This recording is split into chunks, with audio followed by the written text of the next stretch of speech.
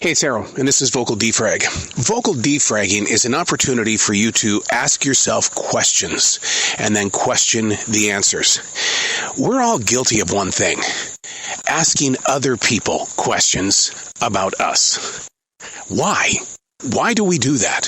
Why do we feel like those outside of our body, a family member, a friend, or somebody you just met, why do we think they know more about us? When the reality is, you've never walked in my shoes.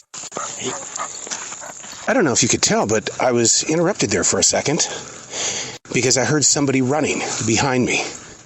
Strangest thing how the great creator didn't put eyeballs behind our heads, because we tend to miss a lot of stuff that's going on behind us. I once had a general manager at a radio station tell me, he says, I don't want to put the logo on the front of your shirt. And the reason why I don't want the radio station logo on there is because people with their eyes will only see you for a split second. But yet, if that logo is on the back, they'll follow you and know what radio station you're connected with. Interesting. Also interesting was who I was visited by and with just a couple of seconds ago. A fifth grader who just happened to move into the neighborhood. He said, I'm exploring this forest. I looked at him and I said, what? You're exploring this forest? You actually chose those words, I'm exploring this forest? Because in my own heart, how many times have I said, I'm exploring this forest? I shared with the visitor some of the history of this forest, because I've been in this forest since 1992. I gave him enough space to ask questions, and yet that's what we talked about in the very beginning. Why do we allow ourselves to ask other people questions? And I guess the answer is to learn. But when the questions are about our own decisions and our own path in life, is that the place to go? Why don't we start asking ourselves the questions first? I did tell the little fifth grader that I'm the guy that planted 1,700 of these trees in this forest in 1997. He kind of looked at me. He didn't understand. I get it. I don't understand. But for some reason, back in 1997, I answered a calling. And the calling was, plant the trees, replenish the land, do something. And in this forest, since 1997, I've published 7 books by asking questions and questioning answers. Not by sitting around saying, well, what do you think? Should I write another book? Should I do a podcast? Should I get back into terrestrial radio? Well, what do you think? I'm not asking people that question because they haven't walked in my shoes. And I think sometimes you need to ask yourself that question. Why do we depend on other people's opinions and or answers to shape our path? It's raining now in the forest. Maybe you'll hear the raindrops as they hit this microphone. It's a light rain. And you feel like that nature is giving you a bath. You've been muddied up, torn apart, thrown into areas of your life that are dark. But we're going to ask somebody else how to get out of there? Why not ask yourself how to get out of a situation like that? Why are you here? Okay, that's a good answer. But now the question is, what put you here? How do you plan on either escaping or learning from it? I love it when people say, I didn't make a mistake today. I learned a lesson. Or when they say, we didn't lose the game today. We didn't. What we learned today and what we did today was we found a fault and we're going to correct it.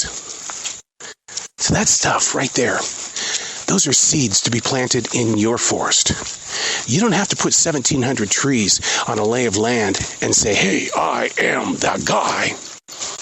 But what you can do is you can plant a thought that was created inside your mind, body, and soul into the idea of another soul. We travel a lot, mentally, physically. The reason why I bring that up is because I'm going to go camping with my 19-year-old granddaughter in the next couple of days. And in my Defrag journal, I asked the question, what does a 19-year-old think in 2023 compared to a 19-year-old that thought in 1981? That was me, the year of Ronald Reagan. It was before the Berlin Wall came down. What was I thinking at 19? I know what I was thinking. How am I going to survive? I'm married at 19, starting off on a broadcast career. how the hell did I get here? But see, I didn't ask the questions, and I didn't question the answers. Not until everything completely broke down in November of 2017. So when I created defragging, it's really nothing new. It just has a weird name. I'm weird, and I live it every day. I only want to open the door for you to ask the questions and question the answers. This forest, where we planted 1,700 trees, the vision is to invite people to this forest. Today it was a fifth grader, a brand new kid on the block, who was very friendly, very courageous, because he really wanted to go up and pet Jazzy. You don't pet Jazzy. Jazzy's a protective dog, overprotected. But he asked questions, and I asked him questions back. And you wonder, is that how the universe really works? Because I know who inspired me when I was in the fifth grade. Write about it.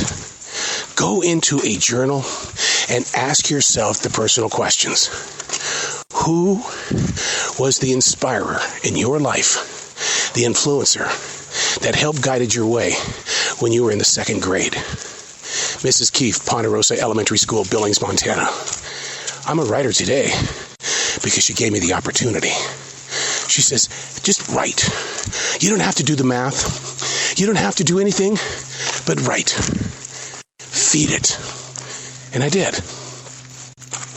Asking the questions, questioning the answers. Ask yourself, the person in the mirror, not the friend next to you or the sibling next to you. Asking questions doesn't always lead to answers, but it really puts you in a place of exploration. Like this fifth grader today, running through this forest, seeing all these really cool things, especially the deer, the hawks, the squirrels he talked about. He was all over this forest because his imagination wanted to find something new to think about. Now, before I said so long to this kid, I said, do me a favor, write a story, because I've been writing all these years I've been here. And he goes, I love writing. I really do love writing. Ask the questions, question the answers. It's called defragging. I vocal defrag so I can go back and listen to the pitch, volume, and tone, so I can understand the emotion that was sent. I also do my vocal defragging in a journal where I can't hear my voice. It's just words, and then it becomes an interpretation. Vocal defrag. I'm Errol.